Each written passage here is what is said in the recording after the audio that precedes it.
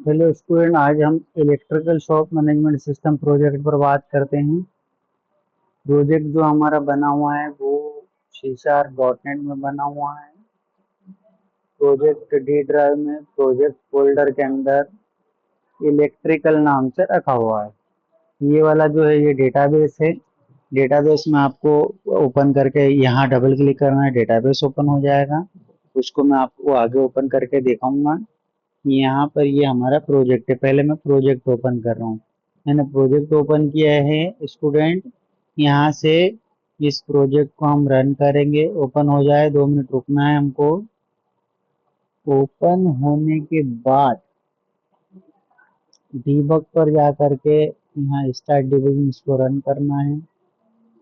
ये प्रोजेक्ट आपका रन हो जाएगा। रन करने पर यहाँ पर यूजर नेम डालना है एडमिन, पासवर्ड डालना है एडमिन,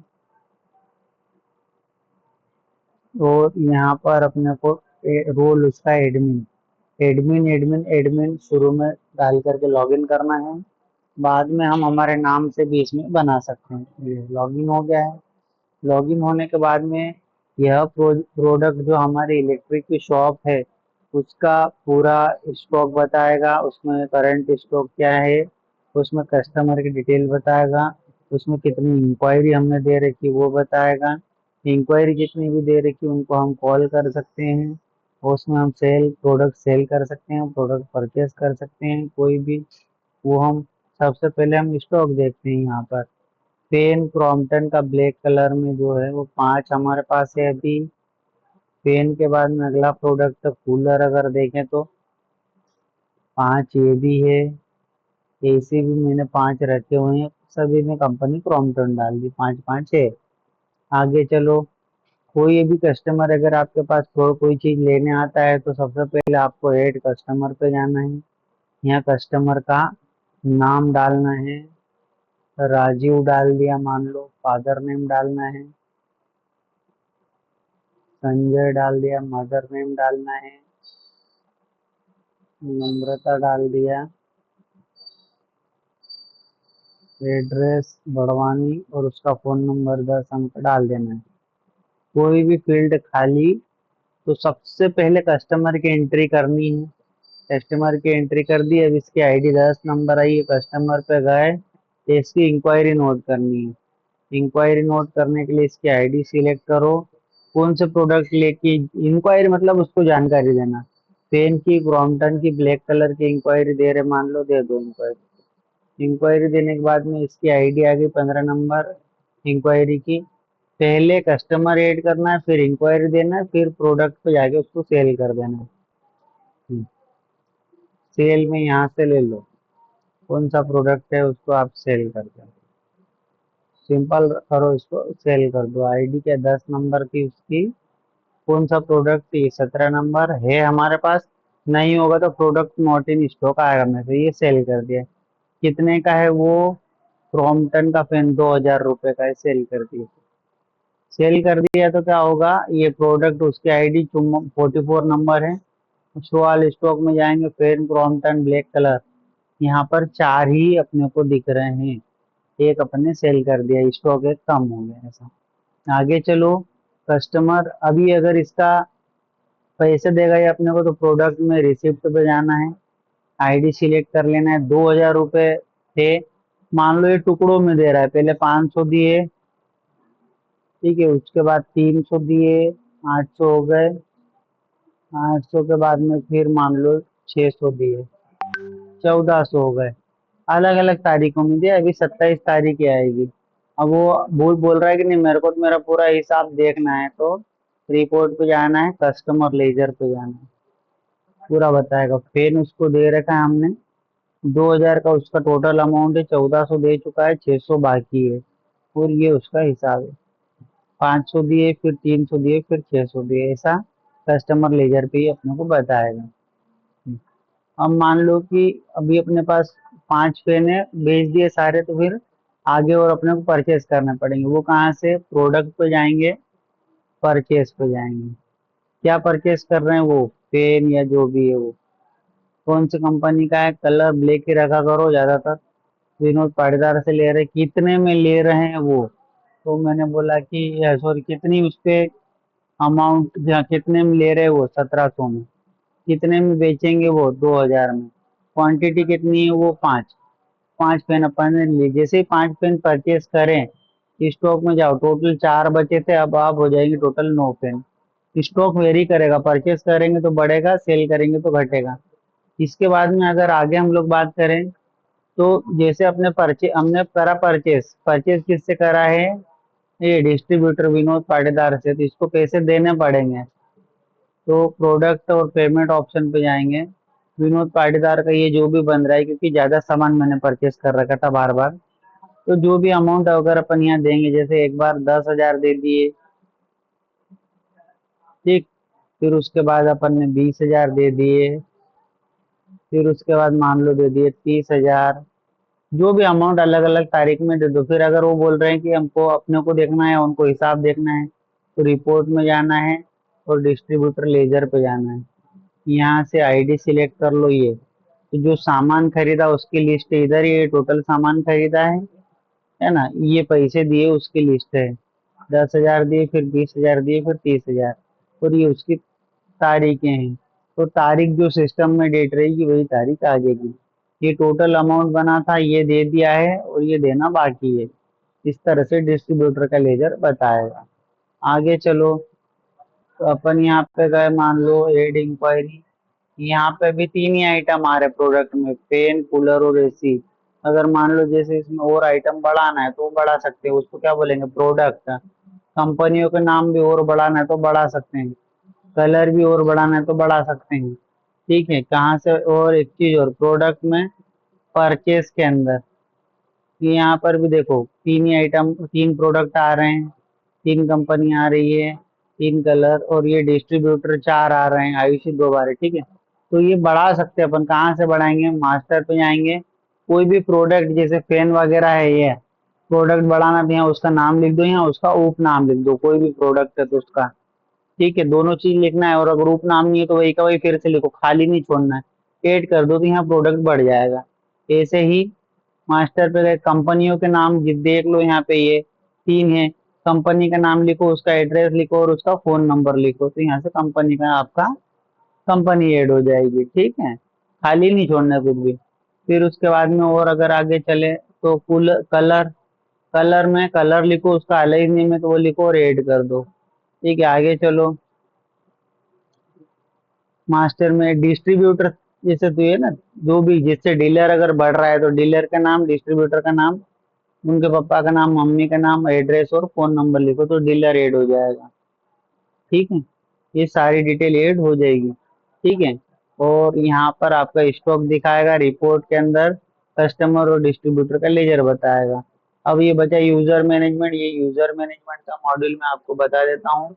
तो जैसे यूजर मैनेजमेंट वाला हो जाएगा, उसके बाद फिर मैं डेटाबेस इसमें आपको दिखा देता हूँ, और जैसे डेटाबेस दिखा दूंगा तो वो खत्म हो जाएगा आपका। ये यूजर मैनेजमेंट वाला है। अब बात करते हैं यूजर मॉड्यूल की। यूजर मॉड्यूल का क्या रोल होता है, जैसे कि यहाँ पर अभी मैं लॉगिन करता हूँ, एडमिन, एडमिन, और यूजर का टाइप यहाँ पर रखा है एडमिन और यूजर, 2 टाइप रखे हैं एडमिन। इससे मैंने अभी लॉगिन कर लिया। यूजर मॉड्यूल का क्या रोल है यहाँ पर, अगर हम बात करें, यूजर मॉड्यूल में 3 ऑप्शन आएंगे, एड यूजर, डिलीट यूजर और चेंज पासवर्ड। किसी में यूजर मॉड्यूल शुरुआत में दे रखा है, किसी में बीच में, किसी में मेनू बार में लास्ट में दे रखा है। सभी प्रोजेक्ट में ये यूजर मॉड्यूल है। तो यूजर मॉड्यूल में 3 ऑप्शन है, एड यूजर, डिलीट यूजर और चेंज पासवर्ड। और ये मॉड्यूल क्या काम करेगा, जैसे मान लो कि मेरी जो संस्था या मेरी जो कंपनी है, या जो भी मैं काम कर रहा हूँ, उसमें 4 लोग हैं पार्टनरशिप में, तो वो चारों लोग क्या कहलाएंगे, हमारे प्रोजेक्ट के यूजर कहलाएंगे। और यूजर का क्या काम रहेगा, तो यूजर मॉड्यूल का ये काम है कि यूजर को मैनेज कर सकते हैं। क्या क्या कर सकते हो आप, अच्छा क्यों मैनेज करें, जैसे मान लो मेरी कंपनी है, उसमें 3 पार्टनर है और 4 एम्प्लॉय है, तो टोटल 7 यूजर हो जाएंगे। 3 जो पार्टनर है वो, और 7 जो 4 जो एम्प्लॉय है वो, तो उसको एड यूजर पे जाना है अपने को। यहाँ पर आप क्या कर सकते हो, उसकी जानकारी डाल के, जो ये यूजर नेम है, यूजर नेम से यहाँ पर उसको यूजर नेम दे दो और पासवर्ड दे दो। इससे वो यूजर क्या कर पाएगा दोस्तों, इससे वो यूजर कर पाएगा लॉगिन। ठीक है, तो हम लोग एक यहाँ पर यूजर बनाते हैं। मान लो हमने एक यूजर बनाया, जनक, फादर नेम डालना है, अनिल, अंजलि, ये कोई भी फील्ड खाली नहीं छोड़ना है। जैसे 7 यूजर है तो 7 मेरे को यूजर इसमें ऐड करना पड़ेंगे, सभी के लिए अलग अलग आईडी पासवर्ड में बनाऊंगा। और सबसे पहली बार में मैं एडमिन एडमिन से लॉगिन करके और देन फिर मैं इसमें यूजर ऐड कर सकता हूँ। तो मैंने बोला कि J11 इसका यूजर नेम है और पासवर्ड है 123, और यहाँ पर इसका रोल, ये दो रोल क्यों रखे, टाइप एडमिन और यूजर। तो यहाँ पर ये टाइप इसलिए रखा है, जो भी अगर ऑनर है तो उसको एज ए एडमिन ऐड करना है, और अगर एम्प्लॉय है तो उसको एज ए यूजर ऐड करना है, सीधी सरल बात है। या जैसे मान लो हेड ऑफ डिपार्टमेंट है, या मेन पोस्ट पे आपका है, डायरेक्टर इस तरह का है, तो रोल एडमिन रहेगा, और एम्प्लॉय है तो रोल उसका यूजर रहेगा। इससे भी ज्यादा कुछ फर्क पड़ने वाला नहीं है, पर करना है ऐसा, एडमिन जो ऑनर है उसके लिए एडमिन, और जो यूजर है उसके लिए जो एम्प्लॉय है उसके लिए यूजर। तो आप क्या करेंगे, जब भी यूजर को ऐड करना है, नाम, father name, mother name, address, post डालेंगे, यूजर का नाम डाल दो दोस्तों, और पासवर्ड डाल दो, और टाइप पे सिलेक्ट, टाइप आप क्लिक कर दो, एडमिन या फिर यूजर, तो इसको आप ऐड कर सकते हैं। तो ये मेरा यूजर ऐड हो गया है। ठीक है, ऐसे ही अगर जितने भी इम्प्लॉय हैं वो आप ऐड कर दो, उससे क्या होगा, वो सभी इम्प्लॉय अपने अपने आईडी पासवर्ड से लॉगिन कर पाएंगे। कैसे, J11 उसका आईडी है, पासवर्ड क्या है 123, और अगर गलत आईडी पासवर्ड डालेगा और गलत टाइप डालेगा, जैसे उसका टाइप एडमिन था, मैंने यूजर डाला, नहीं लेगा दोस्तों। बात समझ रहे हैं आप मेरी? तो वो वाली बात है। तो आप सही आईडी पासवर्ड और सही उसका रोल डालेंगे, तो जितने भी आपने, भले ही 50 यूजर है, 100 है, जितने भी आपके चलाने वाले हैं आपकी संस्था में इस एप्लीकेशन को, वो सभी उनके आईडी पासवर्ड से, अपने अपने आईडी पासवर्ड से लॉगिन कर पाएंगे। इसलिए आपको यूजर ऐड करना है। तो यूजर मैनेजमेंट में पहला ऑप्शन ऐड यूजर, यूजर को ऐड कर सकते हैं। अब कोई भी नया एम्प्लॉय है, आप ऐड यूजर पे आएंगे, यूजर ऐड करेंगे, उसको एक यूजर नेम दे देंगे जो कि उसका यूजर आईडी रहेगा, और एक पासवर्ड आप उसको दे देंगे। सीधी सी बात है। सिलेक्ट ऑल यूजर से यहाँ आप देख सकते हैं कि आपके पास कितने यूजर है। आगे चलो, डिलीट यूजर, यहाँ से कोई एम्प्लॉय अगर छोड़ के चले गया तो उसको फिर डिलीट कर दो आप। तो जैसे मान लो ये आयुष ये छोड़ के गया, तो इसकी आईडी कितनी दिख रही है मेरे को, 13 नंबर। यहाँ पर मैं आईडी डालूंगा, शो पे क्लिक करूंगा, ये पूरा आगे जानकारी देख लूंगा कि आयुष है, इसको डिलीट करना है। डिलीट बटन पे जैसे ही मैं क्लिक करूंगा, ये आयुष डिलीट हो जाएगा। ठीक है, अभी नहीं कर रहा हूँ मैं, अगर मैं करूंगा तो हो जाएगा। चलो कर देता हूँ, करा मैंने, आयुष डिलीट हो गया है। अब वापस यहाँ पर देखो, नहीं है, गया वो। तो डिलीट ऑल यूजर पे अगर क्लिक करेंगे तो सभी यूजर डिलीट हो जाएंगे। ये यूजर मैनेजमेंट, एड यूजर कर दो, देन दूसरा डिलीट यूजर। और जैसे जो जय अपन हमने जो ऐड करा था लास्ट, उसको अगर उसका पासवर्ड बदलना है, पासवर्ड बदलना है जनक को, तो यहाँ पर वो उसका पुराना पासवर्ड डाले 123, यहाँ पर उसका नया पासवर्ड डाले 1234, यहाँ पर नया पासवर्ड एक बार फिर से डाले 1234, और सबमिट पे क्लिक करें। अब मान लो यहाँ मैं कुछ गड़बड़ी करता हूँ, है ना, ओल्ड पासवर्ड गलत डालता हूँ, तो ये वैलिडेशन लगा रखा है, रॉन्ग ओल्ड पासवर्ड लेगा ही नहीं है। ओल्ड पासवर्ड सही डाला, और यहाँ पर मैं कुछ गलत डाल रहा हूँ, मतलब न्यू पासवर्ड और कंफर्म पासवर्ड मैच नहीं हो रहा है, तो फिर मैसेज देगा ये, ठीक है, कि new password and confirm password not match. तो ये आपका 123 है, 1234 दोनों जगह डाला, तो ये चेंज। अब पासवर्ड आपका, एक मिनट, 1234, 1234, पासवर्ड चेंज हो गया सक्सेसफुली। अब अगर मैं बाहर आऊंगा, यहाँ पर J11 और 123 से जब मैं लॉगिन करूंगा, होगा ही नहीं। क्यों नहीं होगा? क्योंकि उसका पासवर्ड क्या है, उसका पासवर्ड है 1234। ये यूजर मैनेजमेंट सिंपल है, यूजर ऐड कर सकते हैं, डिलीट कर सकते हैं, और पासवर्ड आप नहीं बदल सकते, वो यूजर खुद लॉगिन करके अपना पासवर्ड उसमें चेंज कर सकता है। तो ये यूजर मैनेजमेंट का मॉड्यूल है दोस्तों। हमारे प्रोजेक्ट की आपको कैसा लगा उसकी आप रेटिंग करें 10 में से, या फिर गुड, बेड या फिर बेस्ट, आप उसको इस तरह से भी रेटिंग कर सकते हैं। और ज्यादा से ज्यादा आप इसको शेयर करें, चैनल को सब्सक्राइब करें, और पूरे प्रोजेक्ट के बारे में बताएं। प्रोजेक्ट स्पेशली आईटी स्टूडेंट के लिए है, बीसीए और एमएससी कंप्यूटर साइंस के स्टूडेंट के लिए है, बीटेक वाले या जो भी आईटी के स्टूडेंट हैं उनके फाइनल या फोर्थ सेम में मेजर माइनर प्रोजेक्ट सबमिट होता है, उसमें ये प्रोजेक्ट आप सबमिट कर सकते हैं। प्रोजेक्ट आपको कैसे लगा दोस्तों, उस पर आप कमेंट करके जरूर बताएं। ज्यादा से ज्यादा वीडियो को शेयर करें, कमेंट करें, चैनल को सब्सक्राइब करें। धन्यवाद। चलिए, ये हमारा था फ्रंट एंड। अब इससे हम डेटाबेस की बात करते हैं। डेटाबेस ओपन करने के बाद में इस तरह से आप डेटाबेस में टेबल देखेंगे। चलिए दोस्तों, बात डेटाबेस ओपन होने के बाद में आगे हम देखें। सबसे पहले इसमें हमको टेबल्स गिनना है। ठीक है, तो टेबल्स गिन लें आप, 1 2 3 4 5 6 7 8 9 10 11, 11 टेबल है इसमें। सभी टेबल का क्या काम है और उनमें क्या क्या कॉलम है, ये अपने को थोड़ा सा देखना है। और उसमें प्रत्येक टेबल में कॉलम कितने हैं, डेटा टाइप कितने हैं, ये तो मैं आपको एक एक टेबल ओपन करके बताता हूँ। जैसे आपकी दुकान पर कोई कस्टमर आया, तो आपको कस्टमर टेबल, ऐड कस्टमर करना है, तो कस्टमर टेबल में जाना है। तो कस्टमर में आप जाएंगे, क्या क्या है उसमें कस्टमर टेबल में। जैसे ही आप कोई कस्टमर की डिटेल ऐड करोगे, तो क्या क्या ऐड होगा उसमें, कॉलम देखो, कस्टमर आईडी, कस्टमर का नाम, फादर मदर, मतलब father name, mother name, address और उसका कॉन्टेक्ट नंबर, ये उनके डेटा टाइप है आपके। कस्टमर आईडी जो एक ही बना हुआ है, कस्टमर आईडी प्राइमरी की है इसमें। ठीक है, कस्टमर ऐड करने के बाद में हम उसको इंक्वायरी दे सकते हैं प्रोडक्ट की। तो एक कस्टमर की 3 4 5 इंक्वायरी भी हो सकती है, इसलिए पहले कस्टमर ऐड करना और फिर इंक्वायरी पे जाना है। ये इंक्वायरी में क्या है, इंक्वायरी की आईडी, कस्टमर की आईडी, किसको आपने जानकारी दी, उस कस्टमर की आईडी, प्रोडक्ट की आईडी, कंपनी का नाम, सॉरी, प्रोडक्ट का नाम, कंपनी का नाम, कलर, कौन सा कलर का था प्रोडक्ट वो, है ना। बहुत सी बार कलर भी डिमांड होता है, एक भाई लैपटॉप चाहिए ब्लैक कलर का है, जो भी प्रोडक्ट है वो आपको स्पेसिफिक कलर में चाहिए। इंक्वायरी की डेट और इंक्वायरी बाय, मतलब इंक्वायरी किसने दी वो, ये सारी जानकारी इसमें आएगी। और एक कस्टमर की मल्टीपल इंक्वायरीज हो सकती है, मतलब मल्टीपल प्रोडक्ट की इंक्वायरी हो सकती है। तो कस्टमर आईडी जो कस्टमर टेबल में प्राइमरी की है, वो यहाँ पर इंक्वायरी टेबल में फॉरेन की का काम करेगा। ये दोनों मेन टेबल है आपकी, कस्टमर और इंक्वायरी। और भी अगर अपन इसके बाद आगे देखें, आप कस्टमर आ गया, उसकी इंक्वायरी आ गई, जब उस प्रोडक्ट को सेल करोगे तो वो सेलिंग की डिटेल इसमें आ जाएगी। जैसे ही कोई प्रोडक्ट बेचेंगे तो इसमें बहुत ही सिंपल है, कस्टमर की आईडी, प्रोडक्ट की आईडी और सेलिंग की डेट, बस तीन चीजें हैं इसमें। कस्टमर की आईडी, प्रोडक्ट की आईडी और सेलिंग की डेट। इसमें कस्टमर आईडी फॉरेन की है, कस्टमर टेबल के रेफरेंस में। प्रोडक्ट आईडी, कौन सा प्रोडक्ट है उसको बेचा है तो ये स्टॉक टेबल में मिलेगा उसका आईडी अपने को। और सेलिंग की डेट, जब बेचा वो तारीख। यहाँ पर पी आईडी फॉरेन की रहेगा स्टॉक टेबल के रेफरेंस में, कस्टमर आईडी रहेगा कस्टमर टेबल के रेफरेंस में, बस इतना ही है। अब इसमें प्रोडक्ट की अमाउंट वगैरह जो है कि भाई कितने में बेचा, वो एमआरपी वगैरह वो स्टॉक टेबल से उठेगी, प्रोडक्ट आईडी जो डला है उसके हिसाब से उठेगी। ये आप तीसरी टेबल। अगली अगर अपन सेल टेबल भी हो गए, अगला अगर हम लोग बात करें स्टॉक टेबल, स्टॉक जैसे ही कोई प्रोडक्ट हम परचेस, चलो सेल करने के बाद में रिसिप्ट की बात होगी। तो जैसे आप वो पैसा मान लो एक साथ दे रहा है तो एक साथ ले लो, एक रसीद बन जाएगी। अगर टुकड़ों में दे रहा है दो चार दिन में या 15 15 दिन में, तो वैसा आप उसका रिसिप्ट बनाएंगे। रिसिप्ट में क्या क्या रहेगा, रिसिप्ट नंबर प्राइमरी की है, कस्टमर आईडी, है ना। कस्टमर आईडी में आपको कस्टमर आईडी देखना है, ठीक है। तो उसका कस्टमर आईडी रहेगा, जो पैसे दे रहा है उसका, जो कस्टमर पैसे दे रहा है उसका कस्टमर आईडी। रिसिप्ट की डेट, ठीक है, कौन सी तारीख को बन रहा है, और उसका अमाउंट। अमाउंट में ये रहेगा कि कोई जितने पैसे देते जा रहा है वो, तो जैसे मान लो 50,000 का माल खरीदा, हो सकता है कि वो टुकड़ों में दे, 10,000 20,000 25,000 ऐसे दे, चलेगा अपने को, सारी रिसिप्ट इसमें आएगी। अगर 10 बार में देगा तो 10 आएगी, 25 बार में देगा 25, एक बार में देगा तो एक।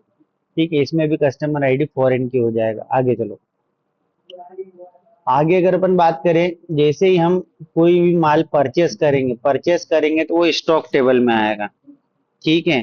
तो स्टॉक टेबल में आएगा आपका, तो यहाँ पर अपन उसको देखें क्या क्या है इसमें। प्रोडक्ट आईडी, प्रोडक्ट का नाम, उसकी कंपनी का नाम, कलर कौन सा कलर का है, डिस्ट्रीब्यूटर आईडी किससे खरीदा उसकी आईडी, परचेस की डेट, परचेसिंग अमाउंट मतलब कितने में खरीदा है, उसमें अपना मुनाफा ऐड करके उसका एमआरपी, ये जाएगा वहां पर जो सेल हो रहा है वहां पर अमाउंट ये जाएगा एमआरपी। और उसका स्टेटस, ठीक है, कि अवेलेबल है या सेल हो गया वो, ठीक है, स्टेटस। आगे चलो, ये कॉलम और इनके डेटा टाइप आपको याद रखना है। स्टॉक टेबल, स्टॉक टेबल के बाद में बात करें, इसमें डिस्ट्रीब्यूटर टेबल दे रखी है। डिस्ट्रीब्यूटर मतलब क्या है, जिनसे आप माल खरीदोगे उनकी जानकारी इस टेबल में रहेगी, जैसे डिस्ट्रीब्यूटर ऐड करोगे उसकी जानकारी इधर आ जाएगी। तो क्या क्या है, डिस्ट्रीब्यूटर आईडी कॉलम है इसमें जो कि प्राइमरी की है, ऑटो नंबर है, डिस्ट्रीब्यूटर का नाम, फादर नेम, मदर नेम, उसका एड्रेस और उसका कॉन्टेक्ट नंबर, ये सारी जानकारी इसमें है। डिस्ट्रीब्यूटर के बाद में अगला टेबल हम बात करें कि जब भी कोई माल परचेस करेंगे तो उसकी जानकारी इसमें आ जाएगी आपकी स्टॉक टेबल में, डिस्ट्रीब्यूटर से परचेस करेंगे। और अब डिस्ट्रीब्यूटर को भी पैसा देना होगा अपने को, तो वो पेमेंट करके टेबल बनाई है।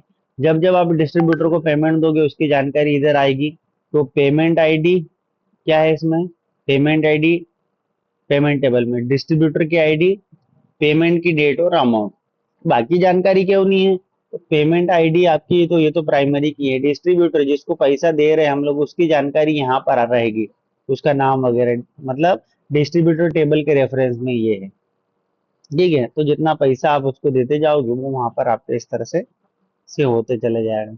ये यही आपकी मेन टेबल, बाकी इसकी सपोर्टिंग टेबल अपन बोल सकते हैं जो कि बहुत सिंपल है, ठीक है।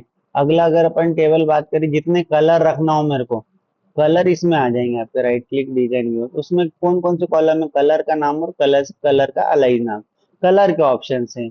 ये तो मैं ब्लैक व्हाइट पिंक 3 कलर है, 3 कलर उधर पूरे प्रोजेक्ट में दिखेंगे। कलर बढ़ाना हो यहाँ से डायरेक्ट भी बढ़ा सकते हो, उधर प्रोजेक्ट में जाके भी कलर बढ़ा सकते हो। कंपनी के नाम, जितनी कंपनी के प्रोडक्ट रहेंगे वो सब यहाँ डालना है, नाम कंपनी का नाम डालना है, एड्रेस डालना हो, कॉन्टेक्ट नंबर डालना है। ठीक है।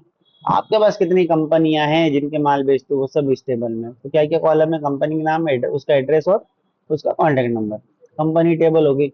अगला इसके बाद में अगर अपन बात करें colour table, company table, product table, ये स्टॉक नहीं है, कितने प्रोडक्ट बेचते हो आप, कौन कौन से प्रोडक्ट के नाम, सिर्फ प्रोडक्ट का नाम और उसका अलाइजिंग वो यहाँ पर रहेगा। ठीक है।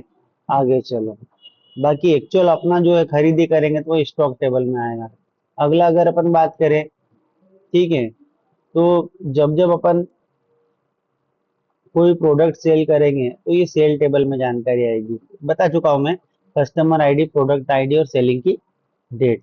आगे अगर अपन बात करें, यूजर टेबल बची हुई, यूजर टेबल में कुछ भी नहीं है। यूजर टेबल में पहले तो कॉलम उसके देख लो, आईडी है, नाम, father name, mother name, address, post, user name, password, type और उसकी एट डेट, किस तारीख को उसको जोड़ा और एड बाई किसके द्वारा जोड़ा वो। जितने आपके एम्प्लॉय रहेंगे उन सबको आपको ऐड करना है एज ए यूजर। यूजर है वो आपके, इस टेबल में उसकी जानकारी आएगी। पासवर्ड जब आप चेंज करोगे पासवर्ड वो चेंज हो जाएगा, डिलीट करेंगे तो यहाँ से जानकारी हट जाएगी। तो क्यों ऐड करना है, क्योंकि जो भी एम्प्लॉय रहेगा वो ये सॉफ्टवेयर तभी यूज कर पाएगा जब वो लॉग इन करेगा। लॉग इन करने के लिए आईडी पासवर्ड देना है, इसलिए उसको यहाँ से अपने को ऐड करना है, तो उसकी जानकारी इसमें आएगी। तो ये सारी टेबल्स है इसमें। तो सारी टेबल्स, उनमें कॉलम कौन कौन से हैं, उनमें कब एंट्री आएगी, उनके काम क्या क्या है, किस तरह से काम कर रही है, प्रत्येक कॉलम का डेटा टाइप क्या क्या है, ये आपको याद रखना है।